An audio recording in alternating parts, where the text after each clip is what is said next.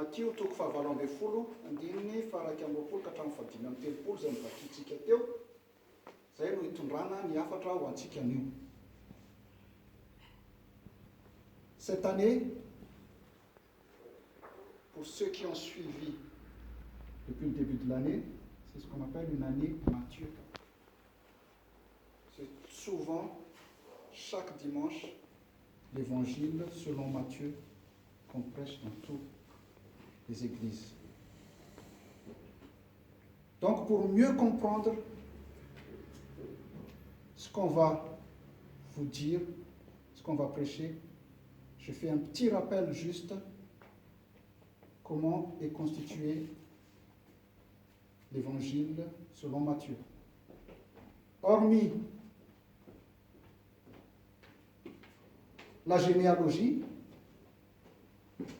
et la section narrative sur l'enfance de Jésus, l'évangile selon Matthieu présente 5 grands discours. Grands discours, j'en ai misy toriteny anankidimy no mandrafitra ny filazantsara soratan'i Matthieu. Le premier discours, nous le connaissons tous, le sermon sur la montagne,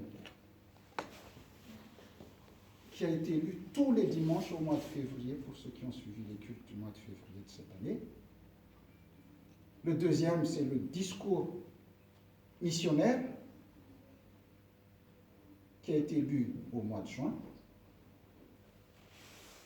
Le discours en parabole, qui a été programmé tout le mois de juillet, et le discours communautaire ou ecclésiastique, ou discours sur l'Église, c'est notre texte du jour. Et il y aura le dernier discours, ce qu'on appelle discours eschatologique. Ça veut dire ce qui parle de la fin des temps, que vous allez lire, que nous allons lire plus tard dans l'année. Voilà en ce qui concerne la constitution de l'évangile selon Matthieu. Le discours de Matthieu, chapitre 18 d'aujourd'hui, esquisse 2 orientations fondamentales de l'Église. Le premier, c'est du verset 1, verset 14, c'est se soucier des petits et de ceux dont la foi est fragile.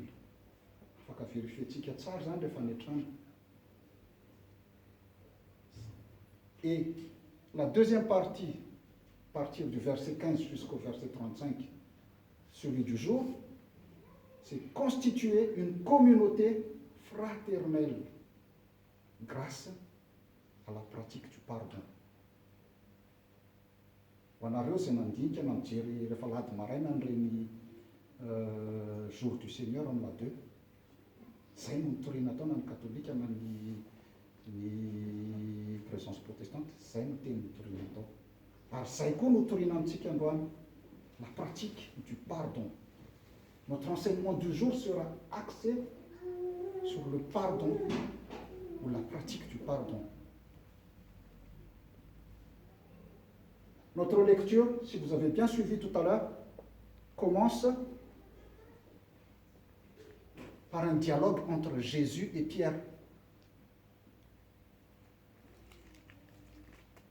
Le disciple demande au maître, je cite ce qui est écrit, « Seigneur, combien de fois pardonnerai-je à mon frère lorsqu'il péchera contre moi? Sera-ce jusqu'à cette fois ?» Jésus lui dit, « Je ne te dis pas jusqu'à cette fois, mais jusqu'à 70 fois, 7 fois. » À première vue, cette question de Pierre est justifiée. Elle est justifiée, car nous sommes tous comme lui, comme Pierre. Nous avons tous des critères sur ce qui peut être pardonné et ce qui est impardonnable. Chaque personne a son critère. N'est-ce pas? Fantanina Petakar. Misy limite fait pardon.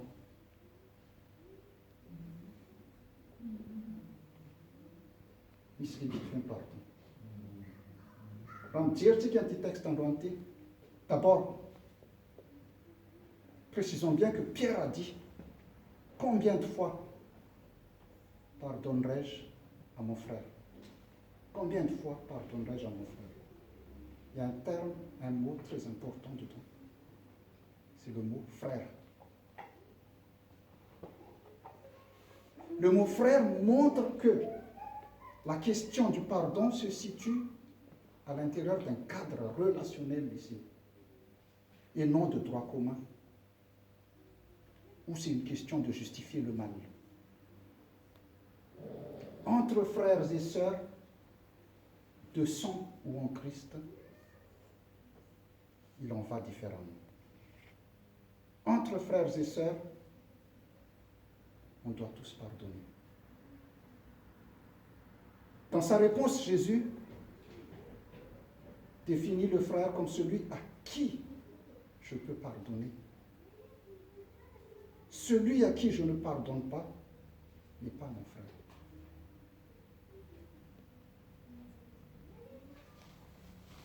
Et comme nous tous, c'est le discours communautaire, nous tous, membres d'une église, nous sommes tous des frères et sœurs en Christ. Une église qui ne peut pardonner à un de ses membres n'est pas une église de frères et sœurs. C'est pour cela que Jésus a dit, aimez vos ennemis et priez pour ceux qui vous persécutent. Matthieu 5, verset 44. Pourquoi? Parce que à force de prier pour mon ennemi, peut-être redeviendra-t-il le frère à qui je peux pardonner.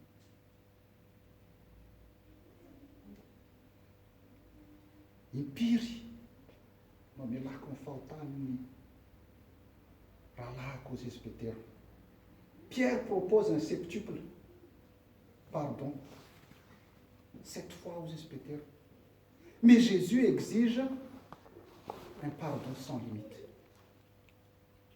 Le terme, parce que selon notre interprétation ou dikatène, le terme 70 fois, 7 fois. Et là, il y a 70 fois, 7 fois.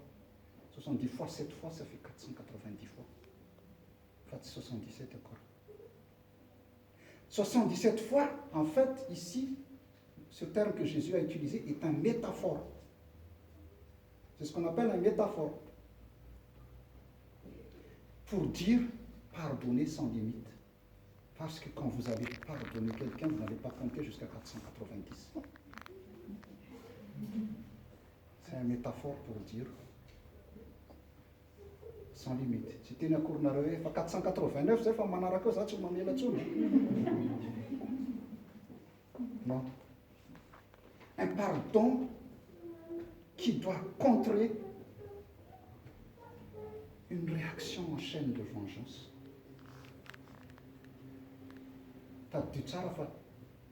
Le non-pardon,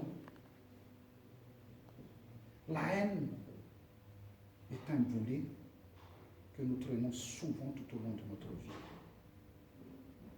Et en plus, de génération en génération.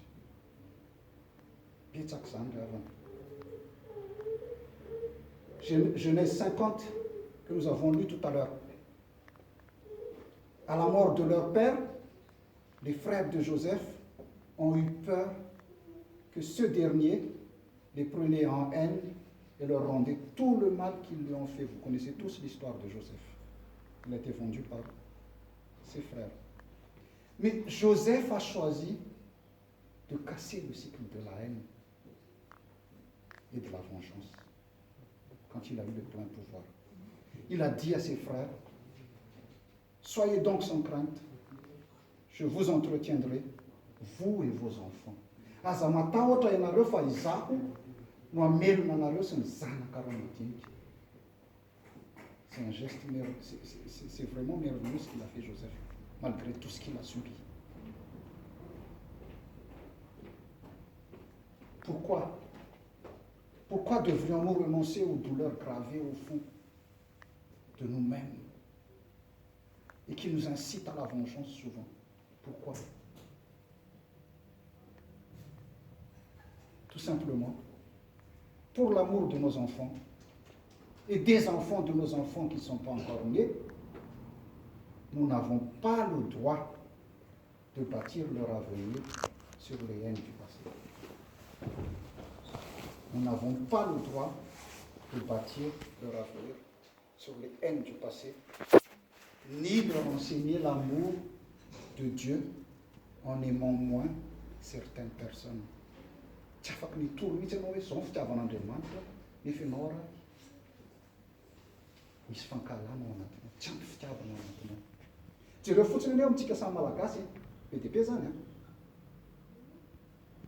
Tsika samy malagasy, misy olona miara-miangona isan-kalahady zao raha fiangonanao.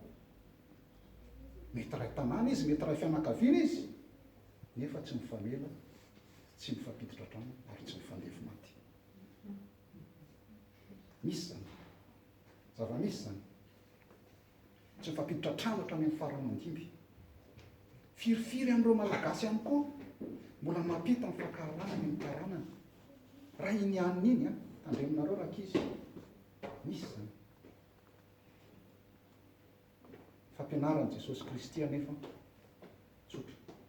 Quand j'implore le pardon de Dieu, j'entends aussi dans ma requête qu'il exige de moi que je pardonne. Pardonne-nous nos offenses comme nous pardonnons aussi à ceux qui nous ont offensés.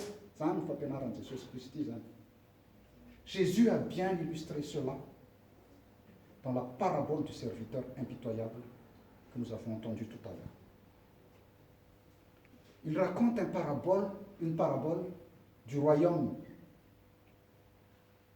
des cieux qui met en relief les conséquences du refus de pardonner chez des personnes qui ont obtenu un pardon gratuit. Cette illustration se fait en 3 actes. Un roi qui voulut remettre sa comptabilité à jour veut vendre un débiteur et sa famille comme esclaves. En remboursement d'une dette astronomique. Raha ny tsaratsika ny teny vakeo teo hoe iray alina ozy izy, talenta iray alina, 10 000 talents. À l'époque, c'est une somme colossale. Parce que 10 000 talents, c'est une somme colossale. Pourquoi? Parce qu'un talent vaut 6 000 deniers. Et un denier correspond au salaire quotidien d'un ouvrier. Ceci dit, 10 000 talents représentent le salaire de 60 millions de journées de travail, si on fait le calcul. Et c'est presque un budget. C'est plus qu'un budget de l'État, si vous voulez. Parce que le revenu de toute la Galilée à l'époque se montait à 300 talents. Et cet homme, il en devait 10 000.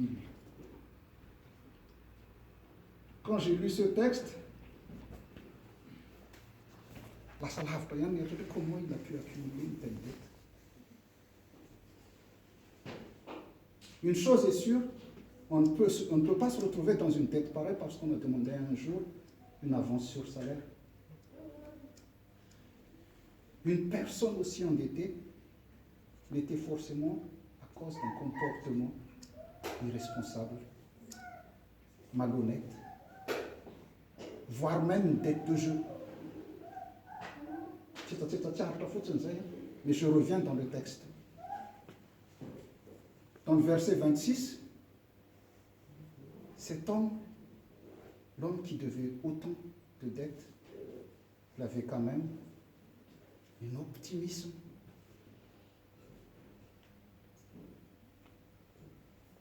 Vraiment optimisme incroyable, moi je trouve. Parce que malgré son incroyable optimisme, en demandant du temps pour s'acquitter de tout ce qu'il devait, cet homme ne pourra jamais envisager le paiement de cette dette. Seule la grâce de son maître peut l'en libérer. Et ici, dans sa grande bonté, le maître accorde à son serviteur qu'il a supplié infiniment plus que ce qu'il a demandé. Mais on demande mieux, nous en engatons ici. Parce que lui, il a demandé du temps pour le payer. Le maître lui a remis toutes ses dettes.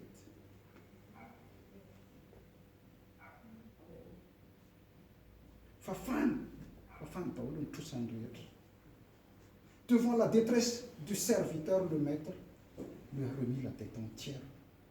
C'est une extraordinaire manifestation de grâce. C'est une manifestation de grâce. Le roi ici, ou le maître, représente Dieu. Et le serviteur représente les croyants. Ça veut dire nous. Le serviteur supplia tellement que le roi eut pitié et lui fit grâce. C'est une fafan. Fafan, tout ça. Fafan, sa dette est effacée. Et cet homme, c'est un homme libre. C'est un homme libre qui quitta la présence du roi. C'est une nouvelle vie qui s'ouvre devant lui, qui se présente devant lui.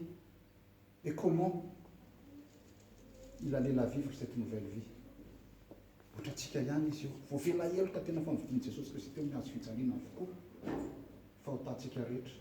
Et comment nous allons vivre cette nouvelle vie que Dieu nous donne. Ce serviteur, malheureusement, rencontra un de ses compagnons qui lui était redevable de 100 deniers. C'est un somme ridicule à l'époque, par rapport à ce qu'il devait à son maître. Il se montra impitoyable et refusa d'effacer cette dette. Et pire encore, il n'a accordé aucun délai de paiement. Il l'a mis en prison. Son semblable. Et quand le roi a eu vent de cet acte cruel, il a ordonné au serviteur impitoyable de se présenter à nouveau devant lui. Mais cette fois, c'est pour le condamner et l'envoyer en prison, où il allait être tourmenté par des bourreaux jusqu'au remboursement total de sa dette.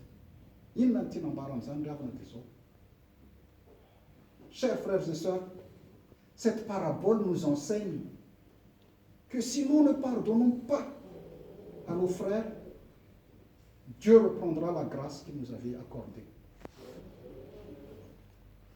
Le refus de pardonner nous conduira dans l'esclavage de la haine, de l'égoïsme, de la rancune et plein d'autres. Là, ce qu'on nous demande, c'est pardonner et tout oublier. Mais non, je pardonne, mais je n'oublie pas. Je pardonne, mais je n'oublie pas. Quand on pardonne, on oublie. Chers frères et sœurs, pour finir, si nous sommes conscients de l'étendue de la grâce surabondante de Dieu à notre égard, nous donnons aux autres généreusement et avec joie. Si nous sommes reconnaissants envers Dieu, nous pardonnons aux autres, qu'ils le méritent ou non. Nous pardonnons aux autres, qu'ils le méritent ou non.